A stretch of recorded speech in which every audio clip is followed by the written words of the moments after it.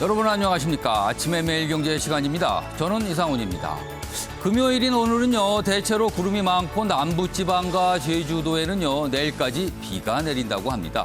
외출하실 땐 빗길에 꼭 주의하시기 바랍니다. 자, 그럼 먼저 일면 기사부터 바로 출발합니다.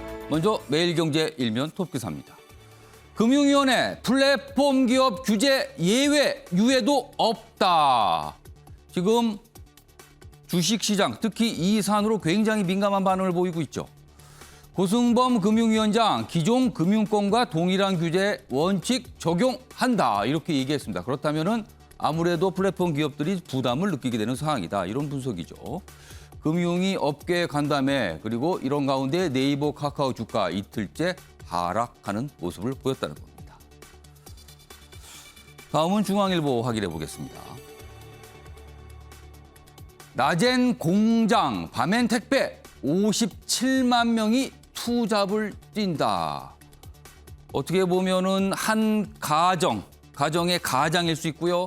아들, 딸일 수 있습니다. 그러나 굉장히 좀 힘들게 사는 모습이라는 거죠. 코로나 등 영향, 투잡 쪽이 사상 최대를 기록했다.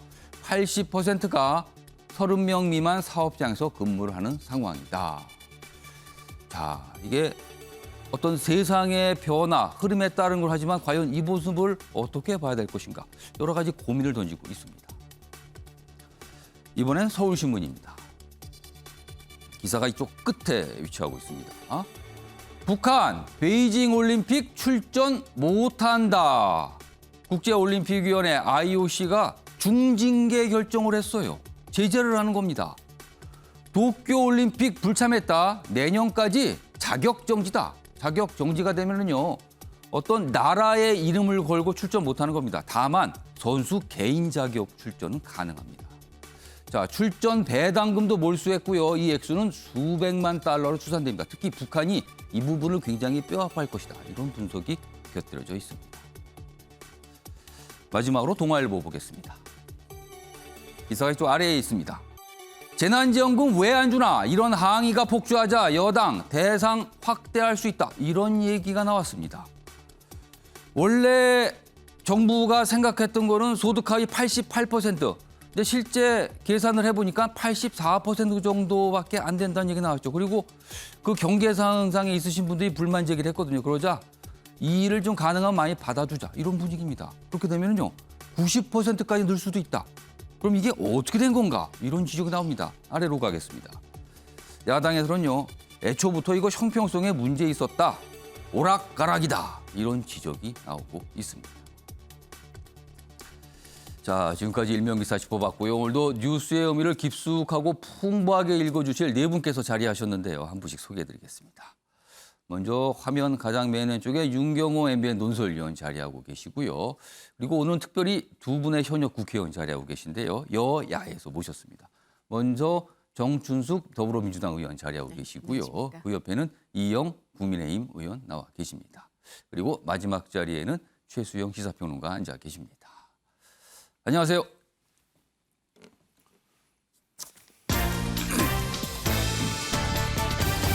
오늘 다룰 주요 이슈들을 네 가지 키워드로 정리했습니다. 아침을 여는 키워드, 오늘 이슈 한눈에 보실 수 있습니다. 먼저 첫 번째 키워드입니다. 신중해진 여당.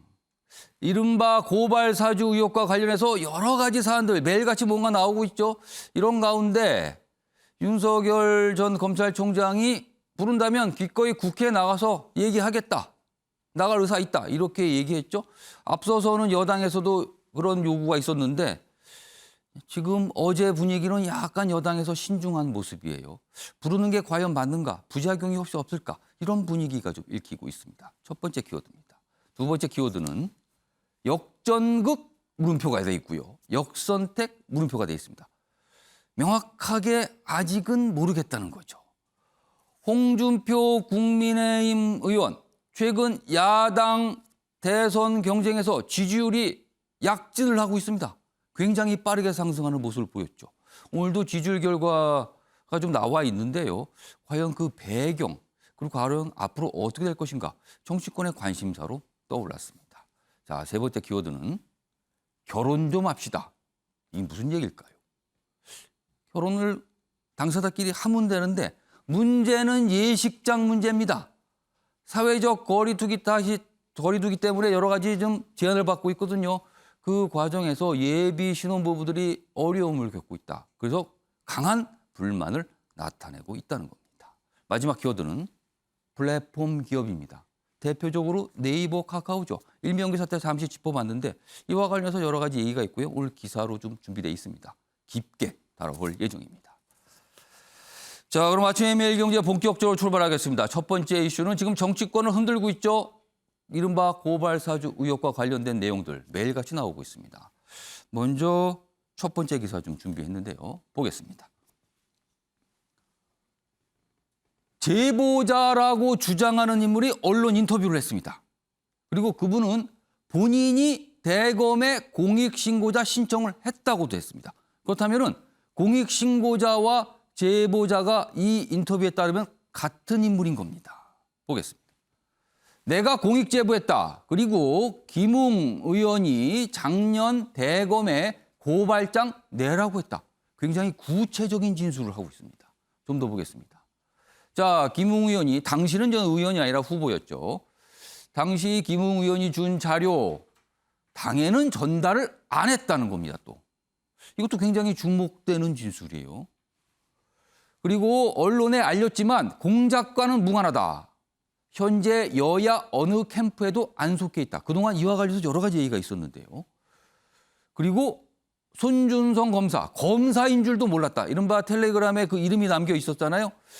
검사인 줄도 몰랐다. 이렇게 얘기를 합니다. 그리고 옆에 밑줄이 돼 있는데요. 이 인터뷰를 한 A씨는 자신이 이 언론 매체에 알린 거고, 그러니까 제보를 한 거고, 대검에 공익신고자 신청을 한 당사자라고 했다. 자, 이 인터뷰 내용이 모두 맞다면 어느 정도 정리되는 측면이 있어요. 그런데 당에는 본인이 봤지만 당에는 전달 안 했다는 겁니다. 이 부분과 관련해서 또 여러 가지 얘기가 있을 수 있습니다.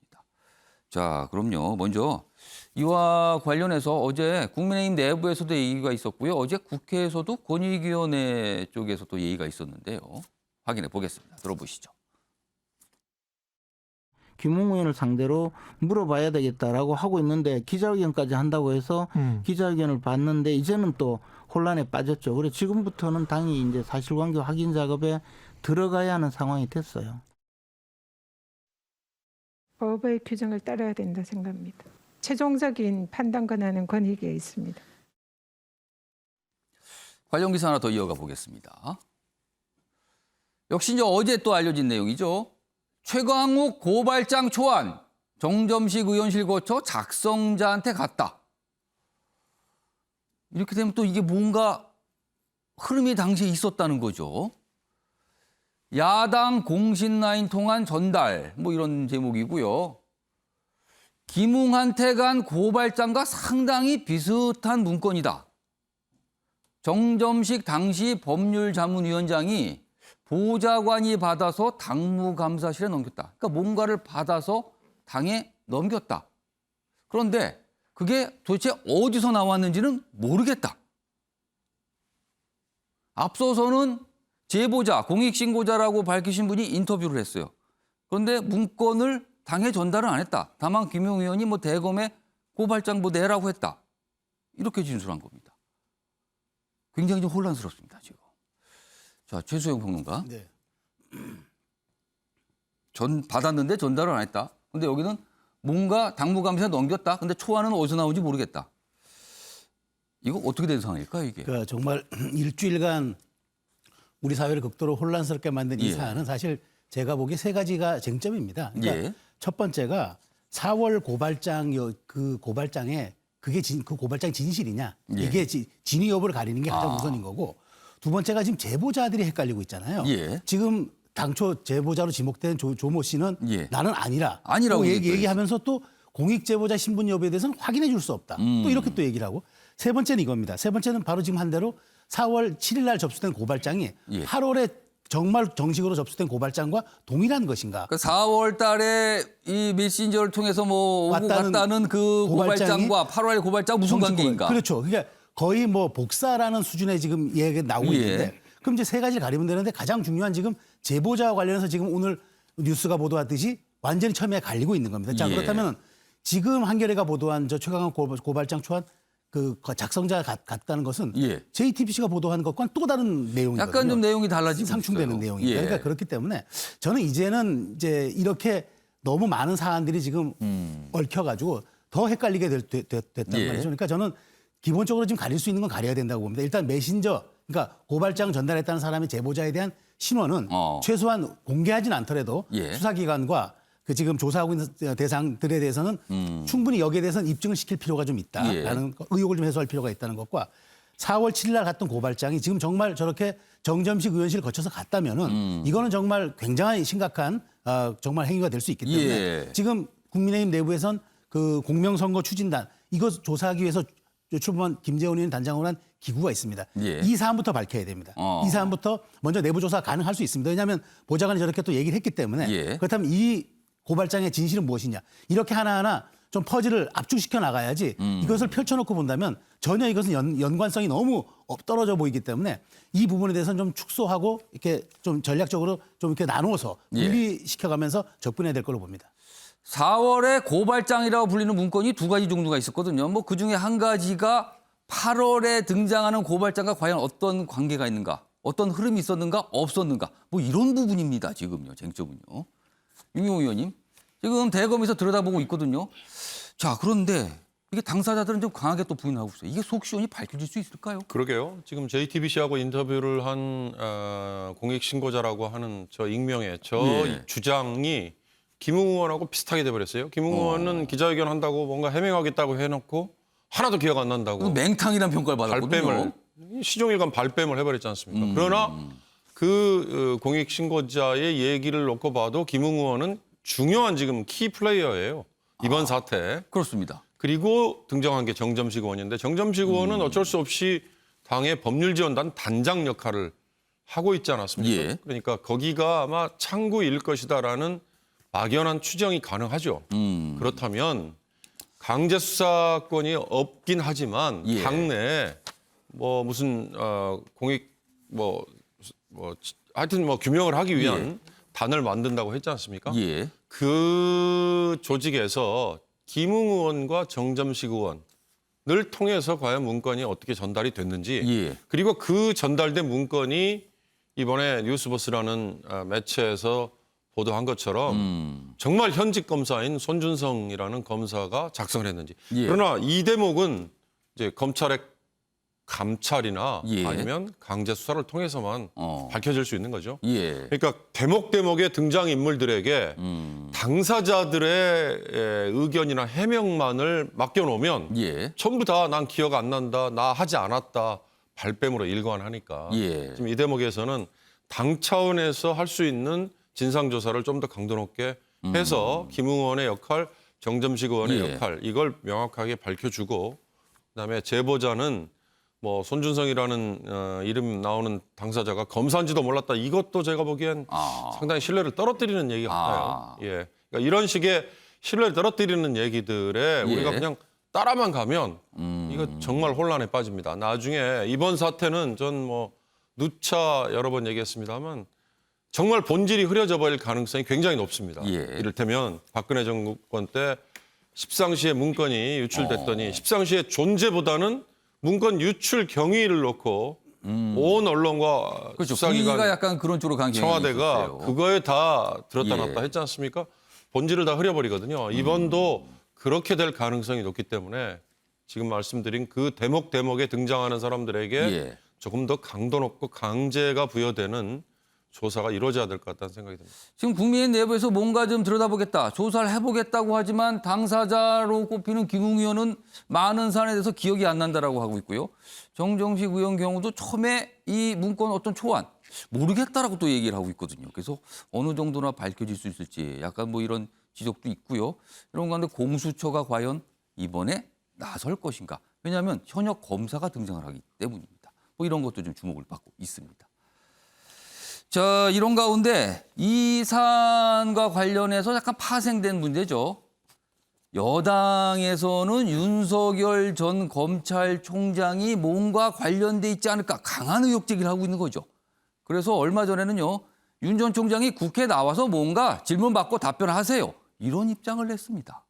근데 약간 분위기가 신중한 걸로 어제는 좀 바뀐 듯한데요. 먼저 기사 좀 보겠습니다. 여당 윤 때 되면 국회 부를 테니 보채지 말라. 야당은 뭐 공명선거단 만들어 네거티브 본격 대응한다. 뭐 이런 분위기, 여야의 반응을 좀 나타내고 있는데요. 자, 그럼요. 먼저 며칠이 지났습니다. 여당에서 윤석열 전 총장에 대한 어떤 요구가 있었고요. 그거에 대한 윤 전 총장의 대답이 있었죠. 먼저 그 영상부터 확인해 보겠습니다. 윤석열 전 총장을 비롯한 모든 의혹의 당직 당사자들 출석시켜 긴급 현안 질의를 통해 사실관계를 밝혀내겠습니다. 이런 식의 그 공작과 선동을 가지고 이렇게 선거를 치르려고 해서 되겠냐 하는 정말 한심스러운 생각이 들어서 오늘 제가 여러분 앞에 섰습니다. 제가 그렇게 무섭습니까? 저 하나 그런 공작으로 제거하면 정권 창출이 그냥 됩니까? 당당하게 하십시오. 저를 국회로 불러주십시오. 당당하게 저도 제 입장을 얘기하겠습니다. 이게 치사하게 숨어서 오지 말고. 여당 차원에서 무슨 국회에서 진상조사를 한다면 참석하시겠다는 뜻입니다. 아니 저를 뭐 무슨 뭐 현안 질의 뭐 이런 데서 뭐 소환한다 이런 얘기도 있기 때문에 얼마든지 제가 응하겠습니다. 네. 자, 앞서서 확인했던 두 가지 영상만 들어보면 뭐 당장에 이제 뭐 국회 출석해서 얘기할 듯한 분위기인데 어제는 여당에서 조금 신중한 입장을 냈거든요. 그 내용도 좀 영상으로 확인해 보겠습니다. 들어보시죠.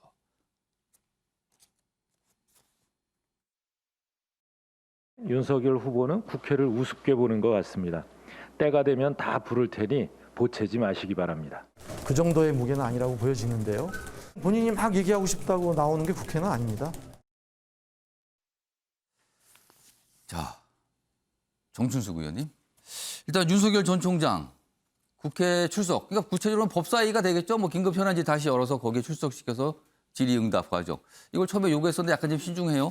전체적으로 지금 민주당 그 정춘숙 의원님 의견이나 민주당 분위기는 좀 어떤지 전해주시고요. 약간 뭐 부작용을 좀 우려하는 듯한 분위기도 좀 있습니까? 그것 좀 설명해 주시죠. 이 지금 이제 그 고발 사주한 이 사건의 진상이 진짜 밝혀져야 되는데 예.